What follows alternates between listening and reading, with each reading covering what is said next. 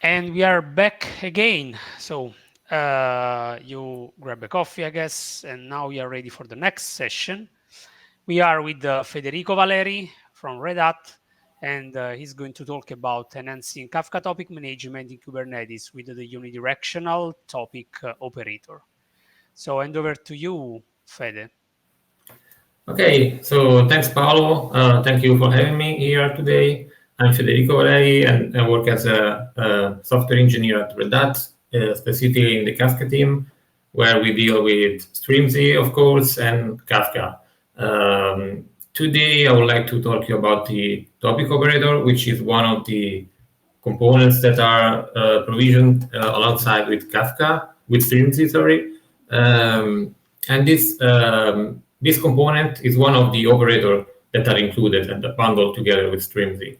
But let's first have a step back and talk about the topics.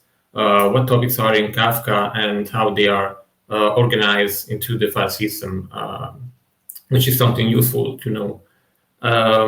So you can think of a topic as a table in a database, but more specifically, it's a name feed where messages can be published and consumed. These messages are immutable and they are stored in one or more partitions. These partitions can also be replicated for tolerance if needed. Each of these partitions is an append-only log made of a series of segments. So if you look at this picture on the right, you see we have a cluster, a Kafka cluster with a bunch of topics created inside it. One of them, for example, topic C, is composed of a number of partitions. In this case, we have 4 partitions, you can see. And on the file system, they are represented as folders. So Kafka stores them as folders named by the topic and the partition number. So they are really easy to identify. And if we take one of these partitions, for example, partition 2, number 2, we see that it's divided into a series of segments file. These are actually files on the file system.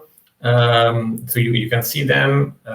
They are named by the offset of the message they contained, the first offset. And if you notice, we have one of them which is a little bit darker with the color, because I want to highlight that this is the active segment where messages are being appended to. All the others become read-only when they become full, and Kafka automatically provision a new segment for you to store messages. These segments, as you can see, represent the log. So we say that a partition is an append on the log, and you can see that messages are stored in this segment, in these files, along with a bunch of indexes to make retrieval and consuming parts more efficient. Moving on, the real objects as we have seen inside Kafka to store your messages are partitions. So while the topic is a virtual concept, partitions, as you have seen, are real and they are stored on the file system. They are actually folders and files on the file system. These partitions, when you create a topic, are distributed evenly across the brokers. And there are a number of configurations that you can use for your use cases. But there are 2 of them which are the most important, which are replication factor and retention policy. So first of all, replication factor. For each partition of your topic, you can optionally create more replicas to make it more robust and to handle fault tolerance. As you can see from the picture here, we have one partition, partition number 2, which is composed, which has 3 replicas that are hosted on 3 different brokers. You can see broker 0, broker 1, and broker 2. And one of them is elected as leader. So the leader of a partition typically always gets the input, the messages from producers' applications. So they all come to the leader. And then the followers replicate from the leader all these messages and confirm to the leader the replication. These watermark marks which messages are confirmed to the leader that have been replicated. So for example, here you see that follower number 2 here as replicated up to the offset number 2 and confirmed to the leader, and the other follower here has received the messages, but yet not confirmed to the leader. So we see the high watermark still needs to advance, but it will be done in the next few nanoseconds. So this is just a picture taken in a specific moment. Along with the replication, you need to know about the in-sync replica set, which contains the replica that are in sync with the leader, meaning that they are cuff up with the leader up to a certain delta that is also configurable. If some of the replica, which are hosted on brokers, slow down because of some issue with the server, then this replica is kicked out of the sync replica set. And why this is important? Because if you want to ensure fault tolerance for your for your applications, you typically want to configure replication factor 3 with min ISR 2. That's the typical configuration, which means at any time, at least 2 replica must be in the in-sync replica set, so that if the leader, for some reason, fails, then another follower can take it over and start accepting the messages from the applications. In this case, application will automatically fail over to the new leader. So this is all handled automatically, and you don't need to worry about that. But if you just have one replica, of course, if the replica goes down, your producer are stopped and they cannot consume anymore. On the producer side, you need to remember to enable X-all configuration, which means, okay, I want a confirmation of my message only when it's replicated fully to the in-sync replica set, to the replica set. Moving on, we have the retention policy, which is another fundamental configuration to take it right when you create a new topic. These, along with the ingestion rate of messages, determine how much this space is used. And by default, Kafka set only retention of your messages by time, and it's a week by default. So your message will start to be deleted after a week.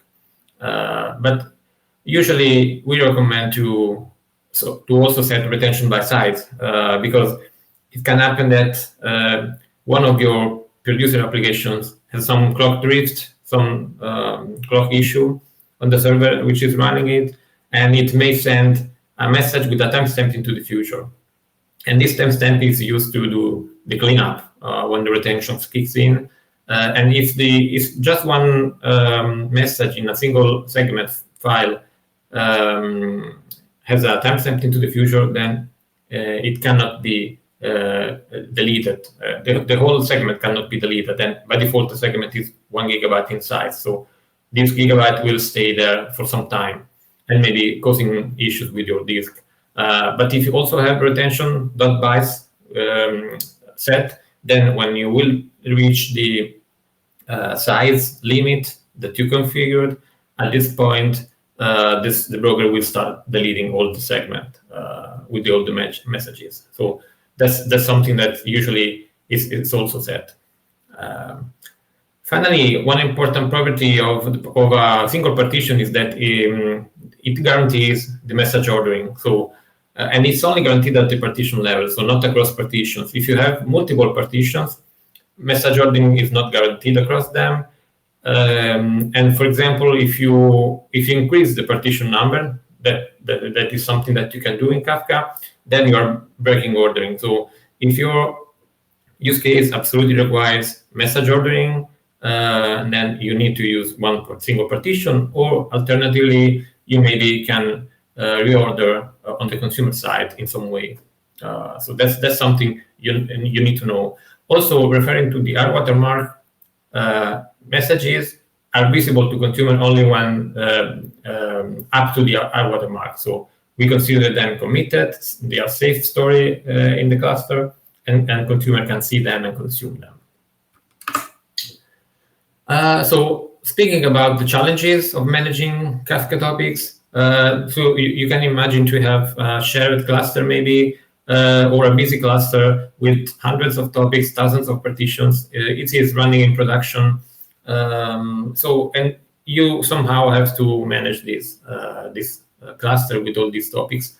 And the challenge here is to maybe manage the topic configuration and creation declaratively using maybe GitOps pipelines, which automate the provisioning of the topics.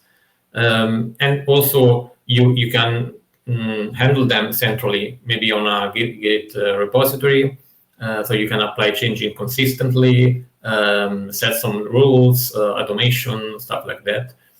Another challenge is that you want your cluster to support bulk operations, spikes in topic requests, topic changes, configuration changes. This can happen, as I said, in busy clusters where lots of different teams are working on their solutions, creating topics, increasing partitions, doing some changes. And also maybe you also want to do some load testing on your cluster, where you typically create a lot of topics at the start of the test, and then you delete all of them at once when the test is over. So you want your solution, your Kafka service, to support all of these seamlessly and account for this peak. Then another need could be to delegate topic management in a controlled way. With that, I mean, your administrators may want to limit all the possible configuration that you can do on a topic so that the Kafka service is more robust, you can enforce best practices. So this is another area where that can be challenging when administering a Kafka cluster. Finally, of course, you want to monitor the topic state and be notified about any issue that is happening.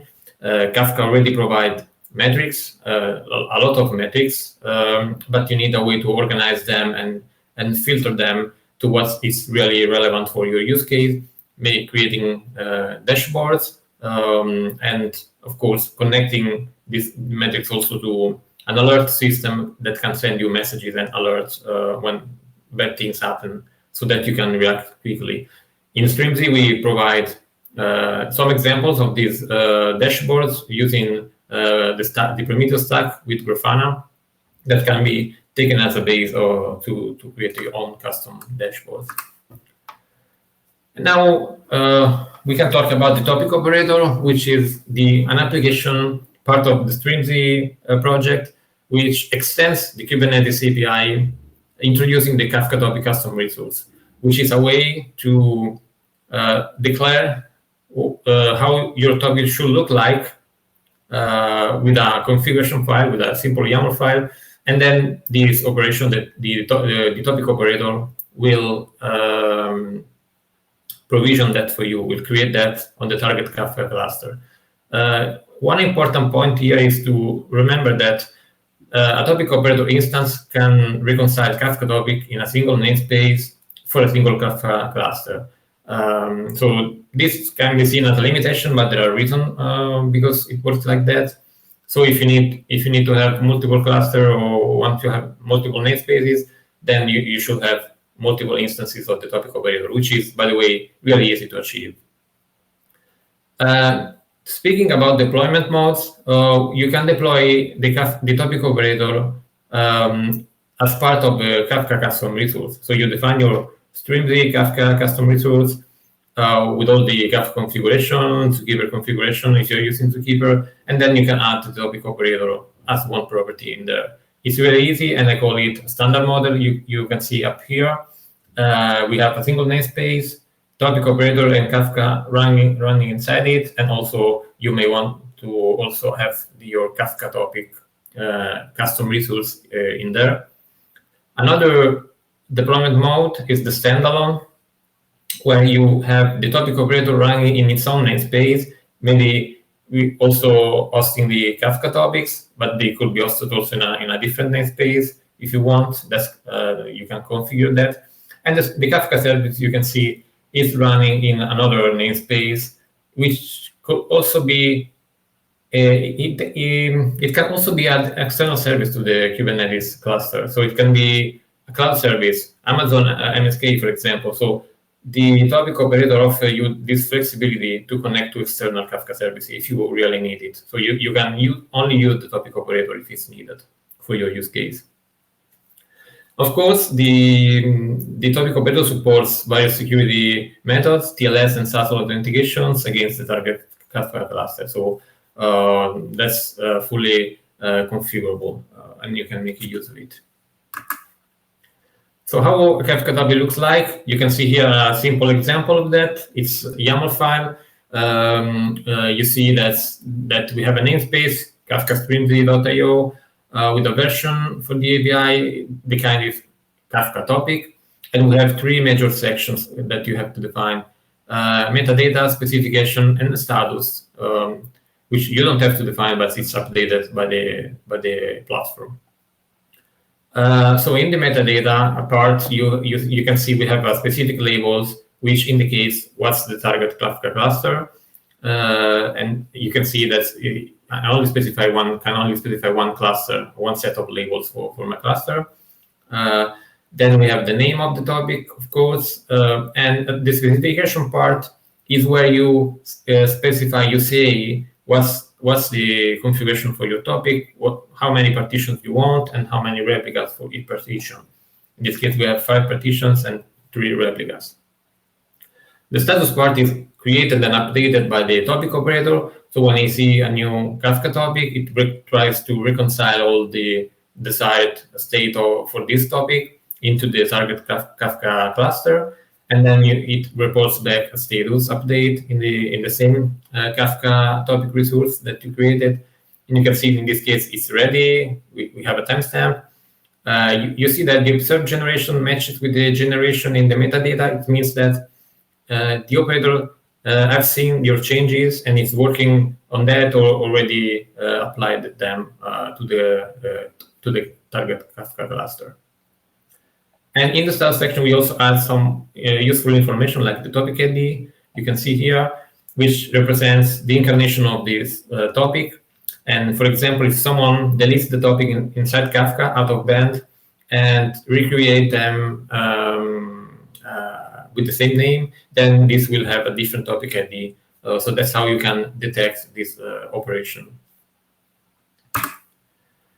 Now I would like to speak about some history and the futures for this component and what we want to do. So we started in 2018, one of the first or the first release of Strimzi that already included the topic operator. We call it old generation now.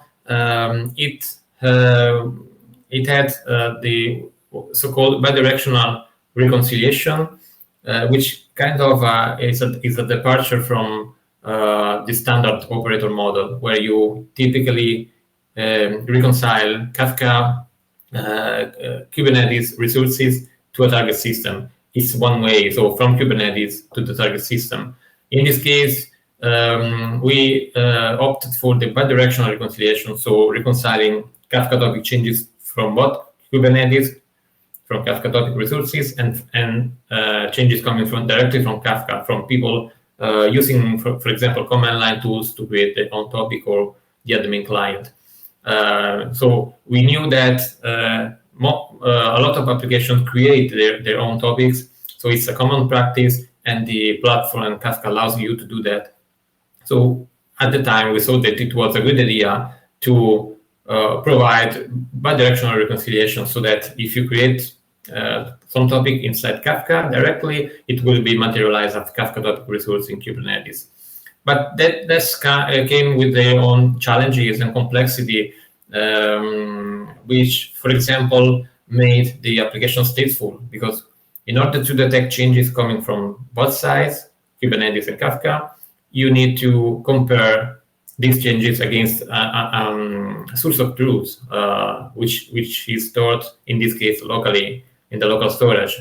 With that, you can detect what changed, and also, for example, if it's needed, if you get some conflict, so the same configuration change on both sides at the same time, the operator then needs to apply some winner policy, or, for example, raise an error. but it needs to have this local storage, the topic metadata stored locally in order to do this three-way merge. So as you see, this added a lot of complexity, and during the time we also improved a little bit. We fixed some bugs that came out, and also rewrite some parts using the Kafka Streams API. But still, we were using bidirectional reconciliation, and it was also zero reconciliation, meaning one topic at a time, one topic event at a time. It was fast, but still had some limitation on the scaling side. Then in last year, we analyzed all these issues, scaling issues, and other issues that we had in the past with bidirectional reconciliation, and decided to re-implement the topic operator with a new architecture, which is more maintainable, has better scaling, and the main thing here is that we switched semantically the reconciliation from being bidirectional to being unidirectional. So now we are following exactly the operator pattern, and all your changes will be done inside Kubernetes, and this will be reconciled against the target Kafka cluster, and there is no way the other way around. So if you do some changes out of band directly in Kafka, the operator will try to revert them according to your Kafka specification, if there is one. So if you create a new topic directly in Kafka, it won't be materialized automatically in Kubernetes, but you need to create the Kafka resource, and at that point, the topic operator will start managing and reconciling it. We also made it batch. So the reconciliation is now using batching together multiple topic events and reconciling them with a single request against the Kafka target cluster, because this is what the admin Kafka client API allows you to do, and we take advantage of that. Finally, and most importantly, we also now support KRaft, which is, as you know, Zookeeper is deprecated and will be removed in Kafka 4.0. And the old generation has a strong dependency on Zookeeper, and so the new one supports both modes, so you can run it with Zookeeper or KRaft. So these are both supported. The new generation became GA in the latest release a few weeks ago, 0.41, where we also have a new feature, big feature, which is called replication factor change. That makes it really easy to change the replication factor, which was one of the things that the old operator couldn't do. And also, of course, some minor improvements. We will talk a bit more about the replication factor change later on in the presentation. And for the future, so we still have some backlog of things we would like to work on and explore more. This is not ready yet, but some users ask for multi-namespace reconciliation, and we will talk a bit about this at the end of the presentation, and also management allegation. So I want to restrict in some way what the user can do with topics. So this is an area that we can explore further and create new features on. Here, just a quick recap between the old generation and the new generation of the topic operator. Old generation is bidirectional serial reconciliation. The new one is just unidirectional and batch reconciliation. Stateful application for the old, stateless application for the new generation, which make it lighter and faster. And so out of this comes improved scalability, of course. We have a simplified architecture, so the internal components of the topic operator application are really well defined, and it's less moving parts, let me say, easier to maintain. And of course, we support both Zookeeper and KRaft in the new generation. What were the old generation issues? Mainly, as I said, it was hard to maintain because of internal complexity. Some corner cases were are not still well understood. There is we fixed a lot of bugs and we did improvements, and it was running fine for most customers. But some of them, for example, hit this invalid state store exception issue, which was really hard to work around, and we kind of mitigated the occurrence of that issue, but there is no proper fix. You now don't have to worry about it because it's in the new implementation is not affected by that. But if you are curious and wants to know more and also find some workaround, you can go click on this link and you go directly to the issue and description and discussion. Limited scalability was another issue. Some customer reported that when they start to creating lots of topics and partitions, performance starts to go down a little bit. This is the result of some design choices. One of them is that you reconcile one topic at a time. Another one is that it needs to update a persistent storage, which makes operations a lot slower.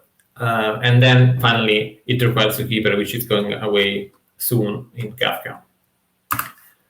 The new generation brings, as I said, a set of new features already, and we will see hopefully more in the future.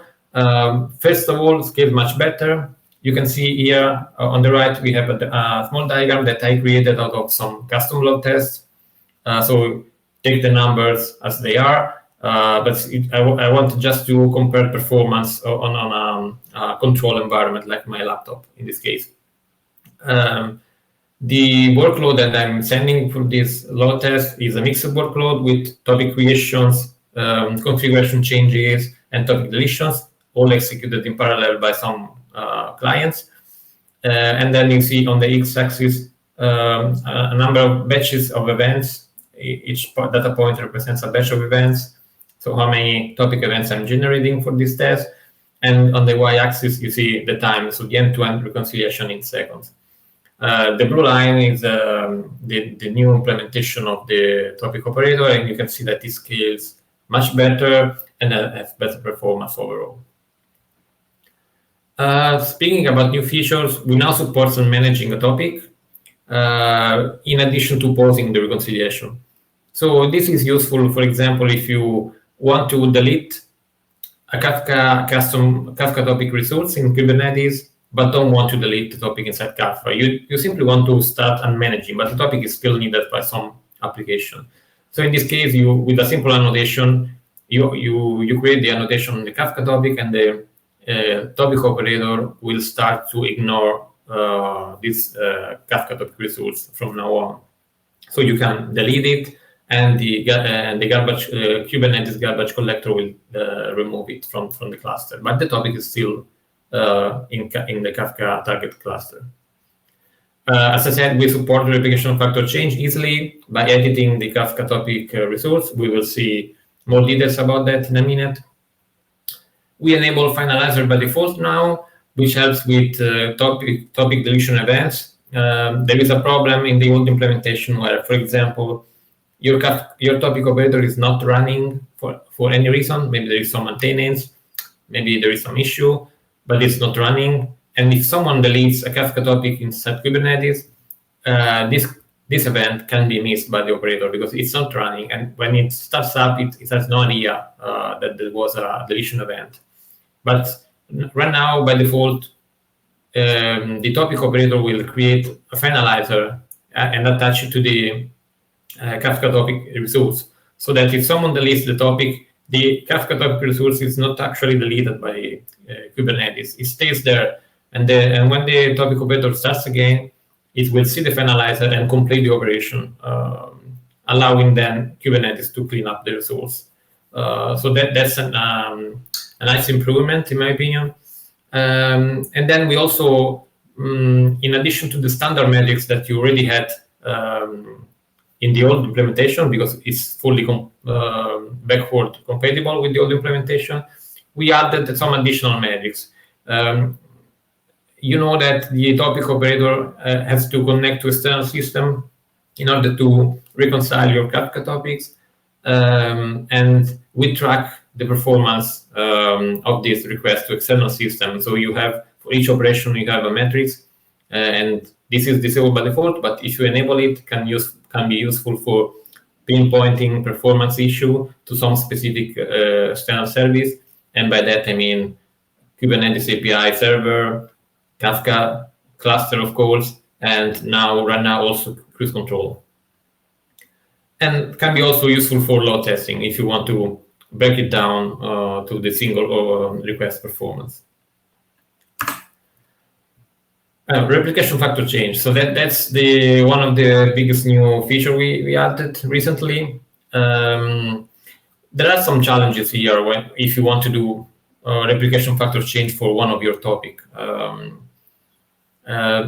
Kafka provides a command line tool called Kafka reassign partitions, which is not complicated to use, but the complicated part is to tell him which leader and replica moments you have to do in order to increase or decrease your replication factor.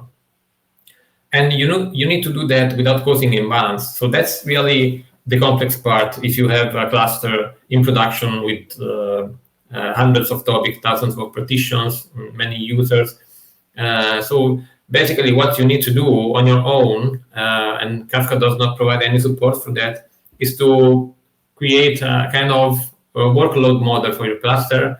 What's the incoming traffic, outgoing traffic, how every broker is using the CPU and the other resources like memory and disk, because you want to move these replicas, partition replicas, from one broker to another, but without causing imbalance, cluster imbalance. So without putting too much load on a broker maybe that is already overloaded. So that's the tricky part, and it's really, you need to develop your own custom model in order to do that reliably. That's where cruise control helps. It provides a resting point called topic configuration, which allows you to exactly do that, to change the replication factor, leveraging the same heuristic that is used for rebalances, which ensure that your movement are fine with the cluster balance. And the good news is also that it supports batch request. So we can stack together multiple replication factor changes if it's needed.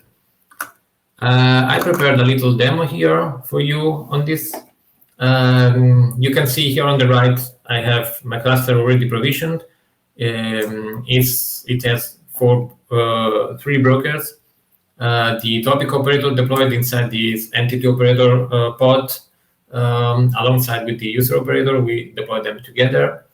And also we have cruise control. So these are all part of the same Kafka resource, which deploy everything for you automatically. I also created the Kafka topic. This is similar to the definition we just saw in the presentation. You can see we have in here 5 partitions in the spec part and only 1 replica. The topic is ready, and we have some metadata like the topic ID available. What I want to do now is to ask to Kafka directly, which is the configuration of this topic, and see if it matches what we asked for to the topic operator, creating this Kafka topic resource. You can see here I'm just using the Kafka topics command line tool provided by Kafka, connecting to my Kafka cluster provision here, and I'm telling I want to description of this topic, my topic. If I run this command, a new pod will spin up just to do this operation. Okay, you can see now that we have the configuration printed out, and we have 5 partitions and 1 replica, which matches exactly what we have here. So you can see that the topic operator did its job really well. We have the same configurations that we have specified in the spec part. You can see some additional configuration here, which are basically inherited by the cluster default. So they are not part of the original specification, but they are added automatically by Kafka. You can see that we have our 5 partitions and only 1 replica. So now, in order to change the replication factor, I just can simply edit the Kafka topic resource called my topic. So I'm using the topic name here. And then with the editor you prefer, then you go to the spec part, replicas, and I can change from 1 to 3, for example. And then I will save the change. And as you can see down here in the status part, we now have a replicas change section, which reveals that the topic operator detected your change and it contacted cruise control, creating a task for applying this configuration change, creating the new, in this case, creating the new partition. And it has a session ID which the operator uses to poll periodically the outcome of this task. You see that it was already completed. The task is executed asynchronously, as we have seen. Cruise control requires some time to apply the change, but it's not too much, depending on the volume of replicas change that you had. And now you don't have to trust me, that we can check again the same command for the Kafka topic configuration. And you can see that we now have 5 partitions, a replication factor count 3. And for each partition, you see now we have 3 replicas, well balanced in the cluster. So going back to the presentation, that's it. Multi-namespace reconciliation. So this is something that we currently do not support, but it's something that came out from users, from the community. They would like to see support for reconciliation on multiple namespaces, because the use case is I have my applications here running, and I would like to restrict the access to these application namespaces. So I would like them to also host the Kafka topics. So each application will host its own Kafka topic, so that the administrator don't have to give permission to the infrastructure part, which is topic operator, for example, in Kafka. And it's also a use case about shared Kafka topics. So you know that you can have you can use Kafka to various use cases and with various applications. So you can have one shared Kafka cluster supporting all of them. But the problem here is that Kafka has limited support for multi-tenancy. So there is some support, but for example, if you have some topic, 2 topics with the same name running on 2 different namespaces, for example, KT0 here. So how do you reconcile them? How do you map them into the target Kafka cluster? So that's something that is right now is not possible, it's not supported, but we would like maybe to see implemented. But we just started to think about it. We need a formal design proposal for that. One way to support that will be to, of course, use a prefix with the topic name, putting inside the namespace, and Kafka support that using the create topic policy interface that can be used. But then you also need to think about role-based access control reconciliation, because the topic operator need to access the Kafka topic and reconcile them in these various namespaces. How you do specify which namespaces to reconcile. And it will be good also to have coordination with what we do for the user operator, which has basically the same need. And so we don't need a proposal that covers both of them. Can be different, but maybe we will need to share the solution and apply a consistent pattern for both of them. Finally, I want to touch on some race conditions that you need to be aware of. You can have multiple Kafka topics created at the same time. The topic operator will reconcile them fine. And for the first one, it will be actually reconciled and will managing the topic. The other will get resource conflict, pointing to the Kafka topic that was reconciled successfully. So this can happen if you have multiple teams working on the same cluster. Another race condition that you need to be aware of is application automatically creating their own topics. This is the reason why we initially used the bidirectional reconciliation. Here the topic operator can do much. You can for example, disable the automatic topic creation, but then application can use the admin client to create their own topic. So the best suggestion is to code your applications to wait for the topic creation. And finally, the operator reverse cruise control dynamic throttle configs. This was a recent bug report, and the cruise control adds these dynamic topic configurations while doing rebalancing in order to reduce the impact of moving data around onto the cluster client. The operator should ignore that. Instead, it tries to reverse it. So we are already working on a fix, and if you go to this link, you can find the discussion, and there is also a workaround presented there, which can be applied in the meantime. That's basically it. I'm leaving you with a list of links, useful links. The first one is the official documentation, Strimzi documentation about the topic operator. Then you have a nice blog post where we introduce the new semantic unidirectional switch, and you have some more details in there if you're curious. And then if you really want to know the details of the implementation, you have these 3 design proposals.